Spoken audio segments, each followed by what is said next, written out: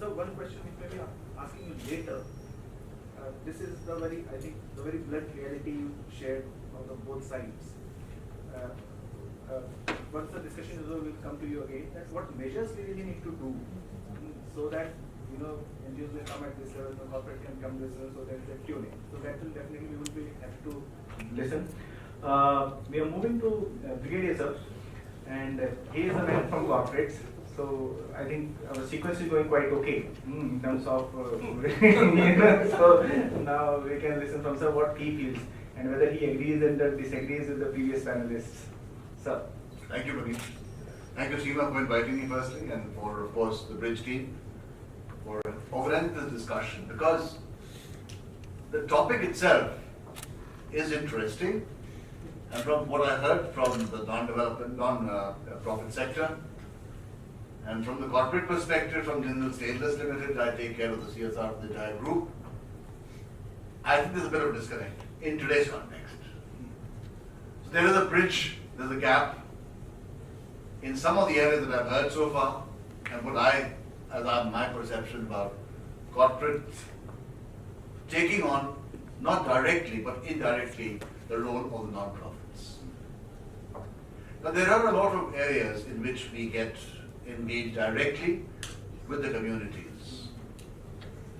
And if we look at The Future Shock, that Alvin Toffler's book, in which he had quoted the fact that the reason for this gap, one of the reasons is that we are increasing the sophistication of deception faster than technology of verification.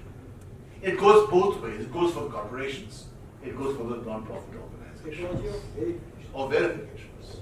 Sometimes you don't even verify the fact that which corporate is just diverting funds, like what you said about charity.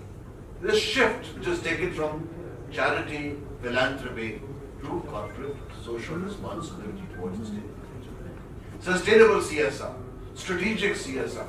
Now all these terms that are coming up are aligned to something which a corporate needs to survive. It needs, of course, a license to operate.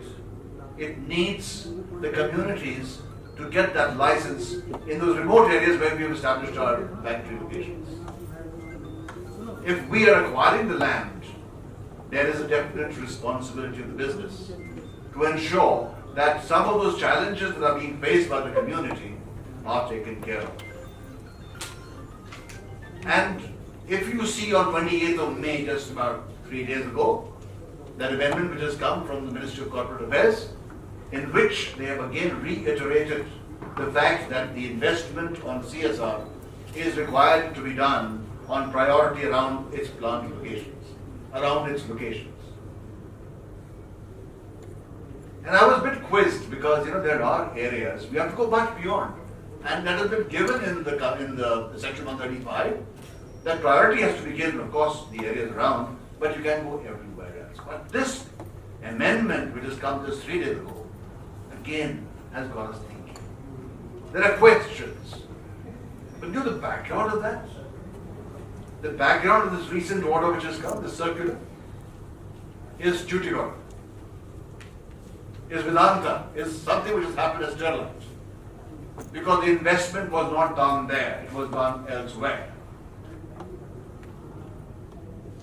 The PSUs, and I'm talking, I don't know if anybody here from PSU. There's a lot of investment that they have, maximum actually.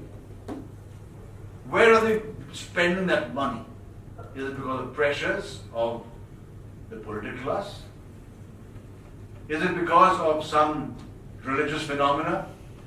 Is it some sponsorships? Or are you investing that kind of money where the communities need that? That's the reason why this thing has come up.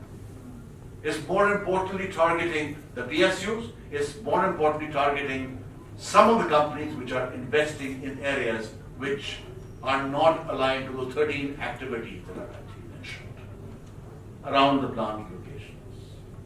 So there is a gap of understanding between, of course, the government organizations, between the private sector and the not-for-profit sector.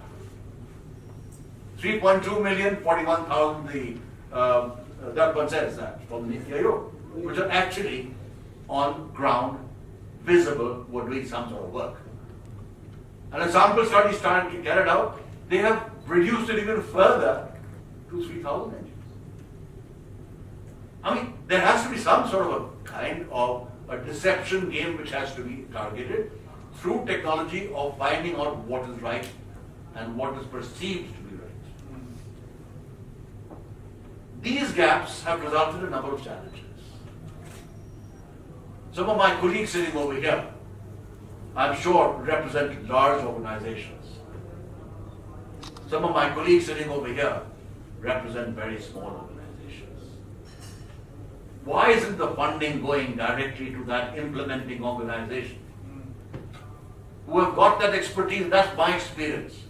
Having served in the army for so many years and having served in the development sector now for quite some years, and with Jindals, I changed this.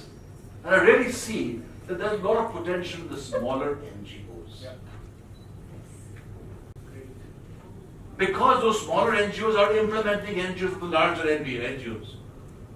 I don't want to name any. I've done both. I've partnered with the larger ones, that's a challenge. Because no, that smaller one, nobody knows. But if you tell me that that NGO is good on the ground, I think word of mouth is more important than those listing of Credibility Alliance or listing of the Ministry of Corporate Affairs or Institute of Corporate Affairs. I believe that. I may be wrong. Yeah.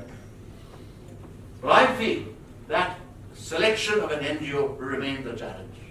We go wrong sometimes.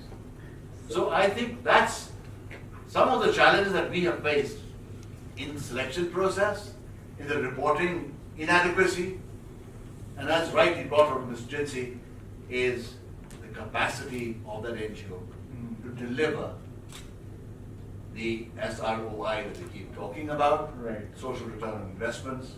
There are some of the issues that I think the corporate really needs to get answers, to get outcomes. Thank you. Great, thank you. Great. Thank you so much, sir.